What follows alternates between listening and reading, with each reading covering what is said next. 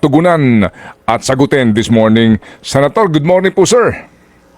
Good morning sa iyo, Ted, at DJ Chacha, sa ating mga taga-subaybay. Good morning po. Kamusta po yung tulog kagabi? Sarap naman natulog, Ted. Masarap naman. Okay, good for you, sir, kasi kahapon po kayo ang laman ng mga usap-usapan dahil kayo ang starring, isa sa mga starring dito po sa naging testimonya nito pong si Espinido.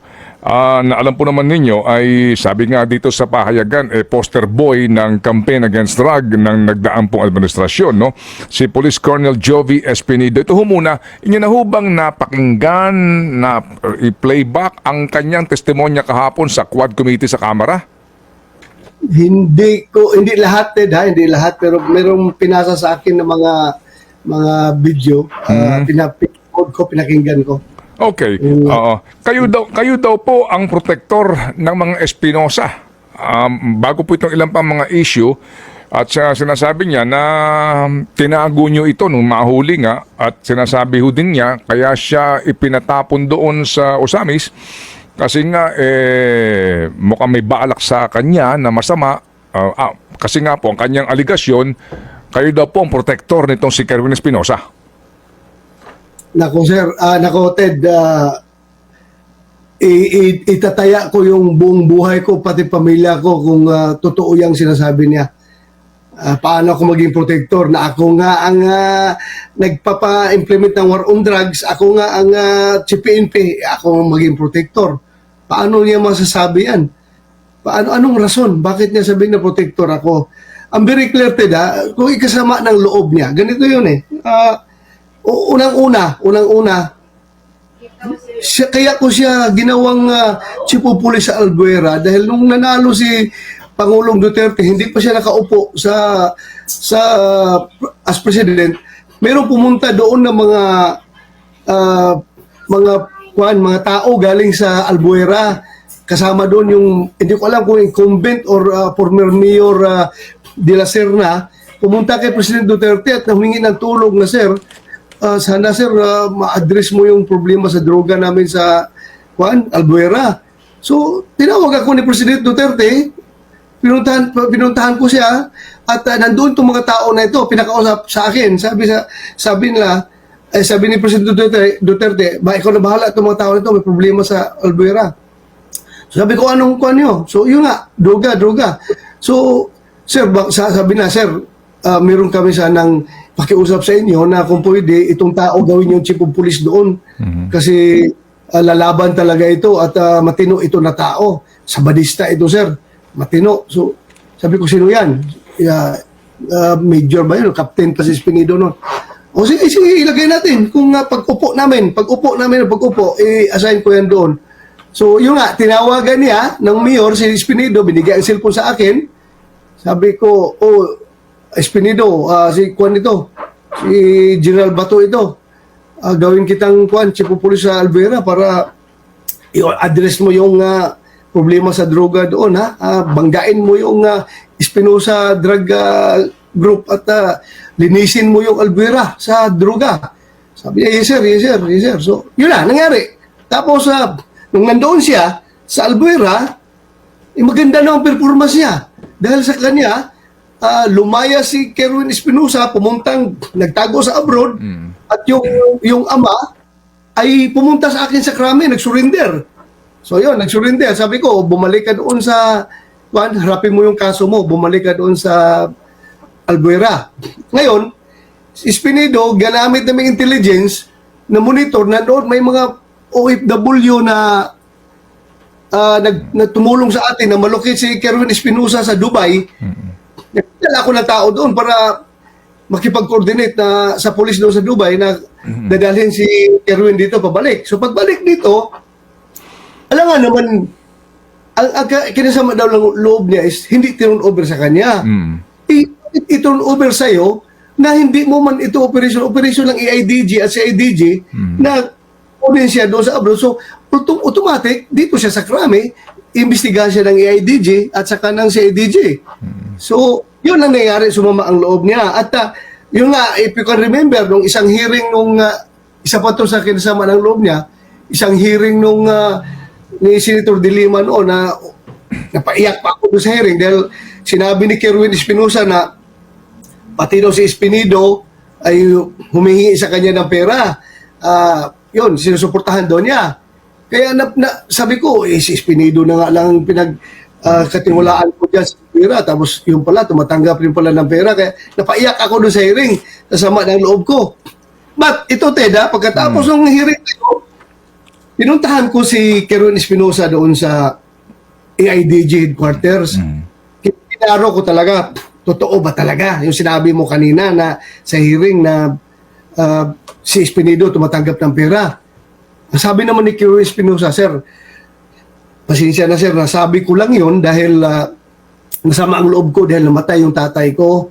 If you can remember, yung tatay niya sa kulungan. Kulungan, namatay, ni-raid ng sa AIDG. So, ang sabi niya, nasabi ko lang yun sir, pero ang sa totoo lang siya, si Espinido, hindi yan tumatanggap. Yan siya, pag tinix ko yan siya, sir, may kailangan ka ba? Kaya suportahan kita, anong mga kailangan mo dyan? May padala kita ng pera. So masagot daw si Espinido ng mga Bible verses. Bible verses na sagot ni Espinido. So sabi ko, hindi pala talagang totoong tumatanggap si Espinido ng pera. So yun, nagsimula na yung sama ng loob niya. Tapos ngayon, ito na yung problema sa since successful siya dito sa pagbangga niya sa Albera. Albera. Ngayon, pumunta naman sa opisina ko ito si dating congressman Waminal, ngayon gobernador na ng Misamis Occidental, kasama yung mga mayor niya. If you can remember, isang mayor doon kasama niya, if I can remember, si David Navarro, yung mayor na na pinatay doon sa Cebu. May mayor Navarro na napatay doon sa Cebu. Kasama niya, lahat silang, maraming mayor ng MISO pumunta sa akin. Nakiusap, sir, baka pwede yung ginawa niyo sa Albuera na nalinis, baka pwedeng gawin rin to sa Kwanser kasi grabe ng problema namin dito sa MISO. Malakas talagang droga dito at yung si Mayor Parrinog mismo ang drug lord. So sabi ko, sige, anong gusto nyo? Hindi ko na makuha yung specific na pag-usapan namin para kung sila ba request na si Espinido dalhin doon sa ano yung city dyan sa Osamis City. Osamis City or ako sabi na sige, dalhin ko si Espinido dyan para masolve yung problema niyo. Padala ko dyan. So tuwang-tuwa sila si Congressman Waminal ngayon gobernador na. Pagdating ni Espinido doon, yun, nag-operate ang sa IDG doon sa siyang chief of police area, kasama siya sa doon. Yung yung problema sa droga doon at sumikat si Espinido doon ng gusto. So, isa pang kisinama ng loob niya nang nandoon siya. Wala na ako retired ako as chief PNP noon, pumunta na ako sa Bucor. Tapos nung nasa Bucor na ako, nagreklamo yan siya na bakit daw siya i-relieve sa Osamis. doon sa city. After sa ginawa niya accomplishment, bakit siya tanggalin? Tinawagan ko si Chief PNP Oscar Albialde. Sabi ko, Bok, bakit nyo i-relieve si Espinido? Kasi tumawag sa akin, nagpatulong, bakit daw siya i-relieve na maganda naman performance niya doon. Sabi ni Albialde sa akin, Bok, white clearance ito kay Secretary Anyo dahil may letter yung mga signed by mayroong yung isang suna 28 pa yung nasuna ni President Duterte. Pagkatapos ng suna, mayroon daw lumapit sa kanya na isang congressman doon sa MISOC nagbigay ng letter copy fornis daw siya address to Secretary Anyo as DILG Secretary na kanila nireklamo si Espinido na dapat tanggalin daw doon dahil sobra na daw abuso. May mga, yun ang pagkasabi ni Albayalde sa akin, hindi mo sa akin na susulat. Sabi ni Albayalde, Bok, ang mga negosyante ng Osamis City, may mga nag-sign ng letter, petition against Espinido dahil nga umabuso na daw ito para na daw mayor doon at kung ano-ano nang pinaggagawa, yung mga construction materials daw, mga construction materials, mga pintura, mga ano pang materials daw kinukuha doon sa kanilang mga tindahan at hindi nagbabayad. At may threat pa nga daw nga kung gusto ninyo, kung sinisigil nyo ako, baka gusto ninyo, may mangyari sa inyo. Yun lang sabi sa akin Albayal din noon. Sabi ko, siguro, kausapin mo yung mga business doon na kailangan natin si Espinido doon dahil kung baka mabubuhay uli yung paruhinog group kung mawala si Espinido doon. So in short, hindi natuloy yung pag-relieve sa kanya doon. Hindi pag-relieve sa kanya doon. Tapos ngayon, meron na naman siya binanggit na bakit daw siya sinama sa watchlist daw, meron daw siyang derogatory report doon sa DI sa kanya, gano'n. Wala ako doon dahil during my time, upo ko, wala akong alam na derogatory report laban sa kanya, kaya ko siya nilagay doon sa Albuera. So yun po ang istoryated na. Opo. So ngayon sir, may mga binabanggit pa siya, no? Ito'y laman po naman ng balita na yung instruction na although hindi ko naman narinig actual na sinasabing pagpapatayin mo yung mga drug suspect na yan, pero yun daw po mga wordings na ginagamit, kumbaga paglilinis o mga ganon ay understood na kapag naandun ka sa listahan na sa drug watch list, dapat kang patayin. At the same time po daw, may reward na ibinibigay. Nabanggit nga din po daw yung pangalan po ni Senator Bongo. Opo, dito. So, doon po sa instruction daw po na pagpapatayin itong mga nasa listahan ng drug watch list na ito at maging yung sinasabing reward sa bawat napapatay na suspect. Ako, Tedo, honest to God. Kung si Espinido ay binagamit niya yung Biblia sa lahat ng kanyang mga sinasabi, ako naman, hindi ako gumagamit ng Biblia. Ako lang, honest to God. Never ako nagbigay ng instruction sa kanya na patayin sinong dapat patayin, gano'n. Never ako nagbigay ng instruction. May very, very clear instructions to him. Pagpadala ko sa kanya sa Albuera at pagpadala ko sa kanya doon sa Osames is very clear. Banggain mo, punta ka doon sa Albuera, banggain mo ang Espinosa Drug Syndicate at linisin mo yung Albuera sa droga. Wala akong specific instruction na patayin si ganito, ganon.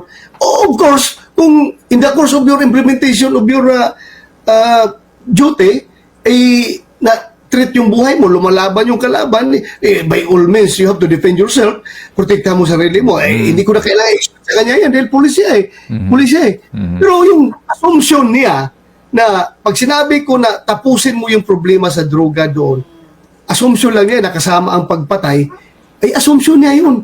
But never ako nagbigay ng instruction na patayin mo ito, kung sinong nasa listan, patayin mo ito, meron kang reward. Cross my heart. Never ako nakapagbigay ng reward kung sino man yung reward na ano yung reward na sinasabi niya. Wala akong reward na binibigay. Kung may accomplishment ka, then I will promote you. O kaya nga, na-promote siya from major, naging colonel yan, dahil maganda performance niya eh. Pero never ako nagbigay ng reward. Wala akong pera na pang-reward na yan. Ang pera natin isa sa intelligence fund na ginagamit para sa intelligence operations. Wala akong binibigay ng reward sa kanila. Sige Siguro kung Go ahead. Siguro ano po? kung nasa listahan yan, listahan ng most wanted na approved ng DILG na most wanted, may kaukulang reward yan doon nakalagay, may reward. Pero yung reward na makapatay ka, re-rewardan kita. Ted, kung siya, Biblia, ang sinasabi niya, ako, buhay ko, tinataya ko. Wala akong binigyan ng reward na makapatay ka ng drug lord. Bibigyan kita ng reward. Trabaho, pulis kayo, linisin ninyo ang area of responsibility niyo dahil trabaho ko yan, druga. Opo. Senator, kayo ba pwedeng mapakiusapan? After all, ito binabanggit naman ng mga miyembro po ng Quad Committee na ito, mga chairman dito, na to confront the Espinido dito sa kanilang ginagawang hearing para po at least magkaharapan kayo at masabi mo ang mga sinasabi mo ngayon sa kanya? Well, it doesn't need a quadcom to clear myself. Sabihin ko sa'yo. It doesn't need a quadcom to clear myself. I am very consistent. Sabi ko nga, hindi ako mag-attend sa kanilang hearing. Hindi ako mag-attend sa kanilang hearing. Whatever the reasons behind, alam niyo yan. Alam na yung ayaw ko mag-attend dyan sa kanilang quadcom. Pasensya na kayo, kayo, mga kaibigan ko kayo, mga congressman. Kaibigan ko lahat dyan. Si Ace Barbers, yung apat na kuwan yan, malaking respeto ko sa kanila. Pero pasensya na. I don't want to become the president in violating the interparliamentary courtesy. Sana maintindihan ninyo. Sana maintindihan ninyo. Opo. Senator, ito ho ay sinumpa ang salaysay ni Colonel Espinido, ano po, and ito po ang kanya ngayong itong pinagbabasihan din ng mga kongresista sa kanilang pagtatanong. Sinumpa ang salaysay po ito. Anong balak niyo hong gawin ngayon? Dito po sa kanyang mga ipinahayag na ito under oath?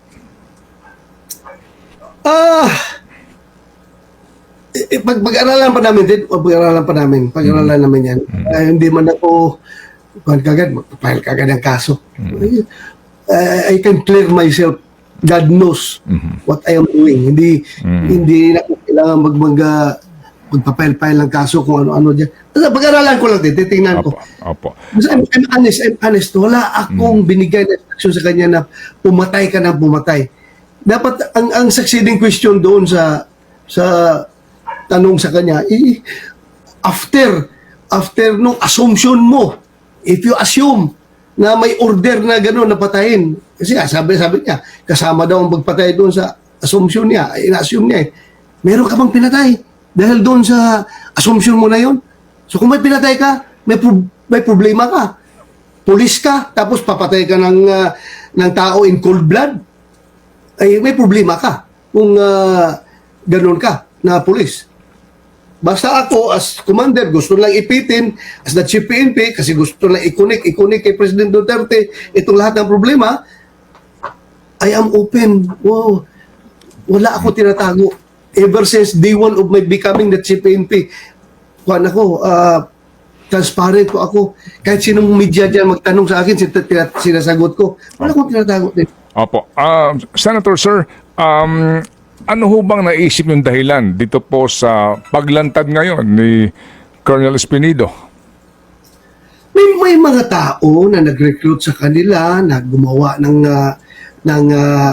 mga statement na ganito, mag-affidavit ng ganito, ganon.